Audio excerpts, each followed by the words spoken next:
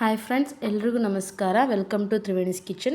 ಇವತ್ತಿನ ವಿಡಿಯೋದಲ್ಲಿ ನಾವು ಕೋಡುಬಳೆನ ಹೇಗೆ ಮಾಡೋದು ಅಂತ ನೋಡೋಣ. ಈ ರೆಸಿಪಿ ಈಸಿಯಾಗಿ ಸಿಂಪಲ್ಲಾಗಿ ಮನೆಯಲ್ಲೇ ಇರುವಂತಹ ಪದಾರ್ಥಗಳನ್ನು ಬಳಸಿ ನಾವು ಸಿಂಪಲ್ಲಾಗಿ ಬೇಕ್ರಿಯಲ್ಲಿ ಹೇಗೆ ಸಿಗುತ್ತೋ ಹಾಗೆ ಮನೆಯಲ್ಲೂ ಕೂಡ ಮಾಡ್ಕೋಬೋದು. ಈ ರೆಸಿಪಿಗೆ ಬೇಕಾಗಿರುವಂಥ ಸಾಮಗ್ರಿಗಳನ್ನ ನೋಡೋಣ. ಈ ರೆಸಿಪಿಗೆ ನಾನು ಇಲ್ಲಿ ಅರ್ಧ ಬಟ್ಲಷ್ಟು ನಾನಿಲ್ಲಿ ಚಿರೋಟಿ ರವೆ ತೊಗೊಂಡಿದ್ದೀನಿ, ಅರ್ಧ ಕಪ್ನಷ್ಟು ನಾನು ಮೈದಾ ಹಿಟ್ಟು ತೊಗೊಂಡಿದ್ದೀನಿ, 2 ಕಪ್ಪು ಅಕ್ಕಿ ಹಿಟ್ಟು ತೊಗೊಂಡಿದ್ದೀನಿ ಮತ್ತು ಒಣಮೆಣ್ಸಿನ್ಕಾಯಿ ತೊಗೊಂಡಿದ್ದೀನಿ. ಇದು ಆಪ್ಷನಲ್ಲು, ಬೇಕಾದರೆ ಬಳಸಿ, ಬೇಡ ಅಂದರೆ ಸ್ಕಿಪ್ ಮಾಡಿ. ನಾನು ಕಲರಿಗೋಸ್ಕರ ಒಂಥರ ಮೆಣಸಿನ್ಕಾಯಿ, ಖಾರಕ್ಕೋಸ್ಕರ ಒಂಥರ ಮೆಣಸಿನ್ಕಾಯಿ ತೊಗೊಂಡಿದ್ದೀನಿ. ಅರ್ಧ ಕಪ್ಪು ನಾನಿಲ್ಲಿ ಒಣ ಕೊಬ್ಬರಿ ತೊಗೊಂಡಿದ್ದೀನಿ. ನೆಕ್ಸ್ಟು 2 ಸ್ಪೂನಷ್ಟು ನಾನಿಲ್ಲಿ ಎಳ್ಳು ತೊಗೊಂಡಿದ್ದೀನಿ, 1 ಸ್ಪೂನು ಜೀರಿಗೆ, 1 ಸ್ಪೂನ್ ಅಜ್ವಾಯಿನು, 1 ಸ್ಪೂನ್ ಅಚ್ಚ ಪುಡಿ, 1 ಸ್ಪೂನ್ ಉಪ್ಪು ತೊಗೊಂಡಿದ್ದೀನಿ. ಈ ಎಲ್ಲ ಇಂಗ್ರೀಡಿಯೆಂಟ್ಸ್ ಇದ್ರೇ ಕೋಡುಬಳೆ ಅಂತ ಏನಿಲ್ಲ.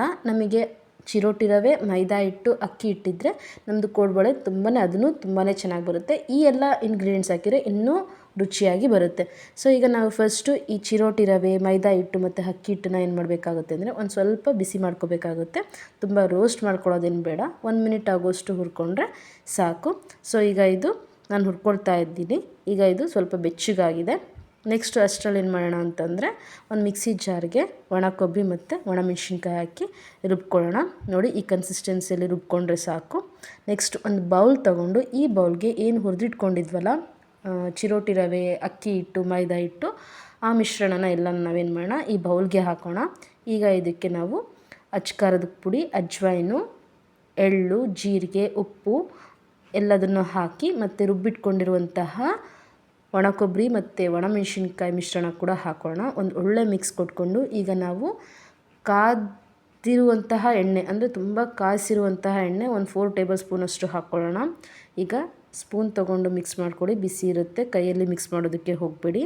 ನೆಕ್ಸ್ಟ್ ಒಂದು 3 ಟೇಬಲ್ ಸ್ಪೂನ್ ಆಗೋಷ್ಟು ತುಪ್ಪ ಹಾಕ್ಕೊಳ್ಳೋಣ. ಒಂದು ಒಳ್ಳೆ ಮಿಕ್ಸ್ ಕೊಟ್ಕೊಂಡು ಈ ಥರ ಉಂಡೆ ಮಾಡಿದ್ವಿ ಅಂತಂದರೆ ಈ ಥರ ಉಂಡೆ ಅದಕ್ಕೆ ಬರಬೇಕು. ಈಗ ಒಂದು ಲೋಟ ನೀರು ಹಾಕ್ಕೊಳ್ತಾ ಬನ್ನಿ, ಅಷ್ಟು ಒಂದೇ ಸಲ ಹಾಕೋದಕ್ಕೆ ಹೋಗಬೇಡಿ. ಒಂದು ಕನ್ಸಿಸ್ಟೆನ್ಸಿ ನೋಡ್ಕೊತ, ತುಂಬ ಗಟ್ಟಿಯಾಗೂ ಅಲ್ಲ, ತುಂಬ ತೆಳುವಾಗೂ ಅಲ್ಲ, ಆ ಥರ ನಮಗೆ ಕಲಿಸ್ಕೋಬೇಕಾಗುತ್ತೆ. ನೋಡಿ, ಈ ಹದಕ್ಕೆ ಕಲಿಸ್ಕೊಳ್ಳಿ. ಈಗ ಇದು ಪರ್ಫೆಕ್ಟಾಗಿದೆ, ತುಂಬ ಗಟ್ಟಿಯಾಗೂ ಇಲ್ಲ, ನೋಡಿ ಕರೆಕ್ಟಾಗಿದೆ. ಈಗ ನಾವು ಇದನ್ನು ನಮಗೆ ಯಾವ ಸೈಜಲ್ಲಿ ಬೇಕೋ, ಅಂದರೆ ಬಿಗ್ ಸೈಜಲ್ಲಿ ನಮಗೆ ಕೋಡುಬಳೆ ಬೇಕು ಅಂದರೆ ಬಿಗ್ ಸೈಜಲ್ಲಿ ಮಾಡ್ಕೋಬೋದು, ಚಿಕ್ಕ ಚಿಕ್ಕ ಕೋಡುಬಳೆ ಬೇಕು ಅಂದರೆ ಚಿಕ್ಕ ಚಿಕ್ಕ ಕೋಡುಬಳೆ ಮಾಡ್ಕೋಬೋದು. ನಾನಿಲ್ಲಿ ಚಿಕ್ಕ ಚಿಕ್ಕ ಕೋಡುಬಳೆ ಮಾಡ್ಕೊತಾ ಇದ್ದೀನಿ. ತಿನ್ನೋದಕ್ಕೂ ಚೆನ್ನಾಗಿರುತ್ತೆ ಮತ್ತು ಕರಿಯೋದಕ್ಕೂ ಈಸಿ ಆಗುತ್ತೆ. ಈಗ ದೊಡ್ಡ ಕೋಡುಬಳೆ ಕೂಡ ನೀವು ಮಾಡ್ಕೋಬೋದು.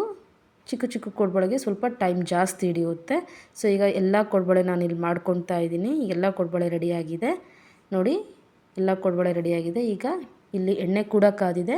ಸೊ ಈಗ ಒಂದೊಂದೇ ಕೋಡುಬಳೆ ಹಾಕಿ ಲೋ ಫ್ಲೇಮಲ್ಲಿ ನಾವು ಕರ್ಕೊಳ್ಬೇಕಾಗುತ್ತೆ. ತುಂಬ ಹೈ ಫ್ಲೇಮಲ್ಲಿ ಇಟ್ಟು ಕರಿಯೋದಕ್ಕೆ ಹೋಗಬೇಡಿ, ಒಂದೇ ಸಲ ಎಲ್ಲದು ಸೀದೋದಂಗೆ ಆಗಿಬಿಡುತ್ತೆ. ಸೊ ಲೋ ಫ್ಲೇಮಲ್ಲೇ ಇಟ್ಕೊಂಡು ಏನು ಮಾಡಿ ಅಂತಂದರೆ ನೀಟಾಗಿ ಕರ್ಕೊಳ್ಳಿ. ಈಗ ಇದು ರೆಡಿಯಾಗಿದೆ. ಸೊ ಈಗ ಇದಕ್ಕೆ ಒಂದು ಟಿಶ್ಯೂ ಪೇಪರ್ಗೆ ಹಾಕಿ ನೀಟಾಗಿ ಎತ್ತಿಟ್ಕೊಳ್ಳಿ. ನೋಡಿ, ಇದಕ್ಕೆಲ್ಲ ಹಾಕಿ ನಾನಿಲ್ಲಿ ತಕ್ಕೋತಾ ಇದ್ದೀನಿ. ಪರ್ಫೆಕ್ಟ್ ಕೂಡ ಇದೆ. ಈಗ ನೆಕ್ಸ್ಟು ನಾವೇನು ಮಾಡೋಣ, ಇದನ್ನು ಸರ್ವ್ ಮಾಡೋಣ. ನೋಡಿ ಎಷ್ಟು ಚೆಂದ ಬಂದಿದೆ, ನೋಡೋದಕ್ಕೂ ಕೂಡ ತುಂಬ ಚೆನ್ನಾಗಿ ಅನಿಸುತ್ತೆ. ನೋಡಿ, ಇಲ್ಲಿ ಒಂದು ತೋರಿಸ್ತಾ ಇದ್ದೀನಿ. ಸೇಮ್ ಬೇಕ್ರಿಯಲ್ಲಿ ಹೇಗೆ ಸಿಗುತ್ತೋ ಅದೇ ಥರ ಇರುತ್ತೆ. ಒಂದು ಸಲ ನೀವು ಕೂಡ ಮನೆಯಲ್ಲಿ ಟ್ರೈ ಮಾಡಿ ನೋಡಿ, ಹೇಗೆ ಬಂದಿದೆ ಅಂತಂದು ನನಗೆ ಕಮೆಂಟ್ ಸೆಕ್ಷನಲ್ಲಿ ತಿಳಿಸಿ. ಇನ್ ಕೇಸ್ ನಿಮಗೇನಾದರೂ ಈ ವಿಡಿಯೋ ಇಷ್ಟ ಆಗಿದರೆ ಪ್ಲೀಸ್ ಒಂದು ಲೈಕ್ ಮಾಡಿ, ಶೇರ್ ಮಾಡಿ ಮತ್ತು ಸಬ್ಸ್ಕ್ರೈಬ್ ಮಾಡಿ. ಮುಂದಿನ ವಿಡಿಯೋದಲ್ಲಿ ನಾನು ನಿಮಗೆ ಮತ್ತೆ ಸಿಗ್ತೀನಿ ಅಂತ ಹೇಳ್ತಾ, ಇಲ್ಲಿವರೆಗೂ ನೋಡಿದ್ದಕ್ಕೆ ಥ್ಯಾಂಕ್ ಯು. ಬಾಯ್.